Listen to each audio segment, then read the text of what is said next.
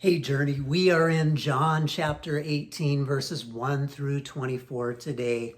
And we see here at the beginning of this passage that Judas is fulfilling his promise to betray Jesus. He's leading a group of soldiers to Jesus.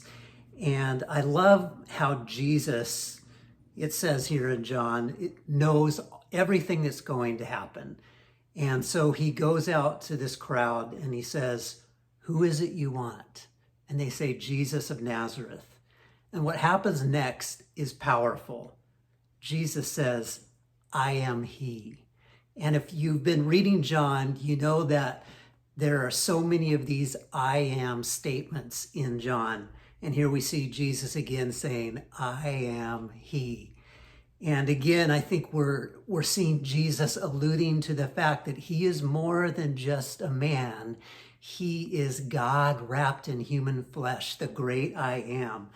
And as he says, "I am he," something powerful happens here.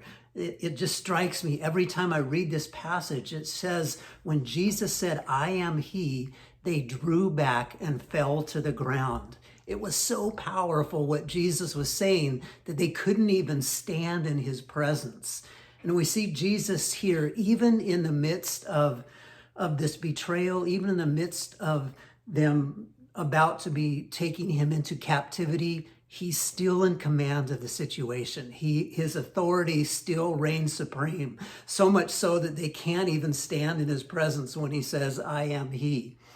And we see as it moves on that, again, Jesus asks them, "Who is it that you want?" And they say, "Jesus of Nazareth." And again, he says, "I am he." And then he says, "If you are looking for me, then let these men go." And we see Jesus here, even in his last hours, still so concerned about his disciples, still concerned about their welfare. And so he's taking all of the flack for this himself, and he's deflecting it from them so that they won't bear any of the consequences. But then we see Peter, rash Peter, impetuous Peter, once again rushing into action here without really thinking it through, right?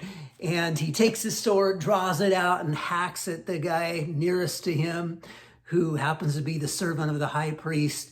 And not exactly being a trained soldier, all he does is cuts his ear off, right? Which, I mean, still, that's pretty terrible. But here we see Peter trying again to take things into his own hands, looking for his own solution, right? And here was Peter's problem. He was looking for a worldly human solution to a spiritual problem. And that wasn't going to get it done, right? Because we know that Jesus, his solution was a spiritual one. He wasn't coming to set up an earthly kingdom. Peter wasn't going to help him take it over by force. He came to set up a spiritual kingdom in our hearts, and that required a spiritual solution, and that solution was Jesus going to the cross. So he tells Peter to put his sword away. He says, "Shall I not drink the cup the Father has given me?" And often in the New Testament, we see that cup referring to a cup of suffering. And Jesus knew he had to suffer and die for our sins, for our spiritual problem.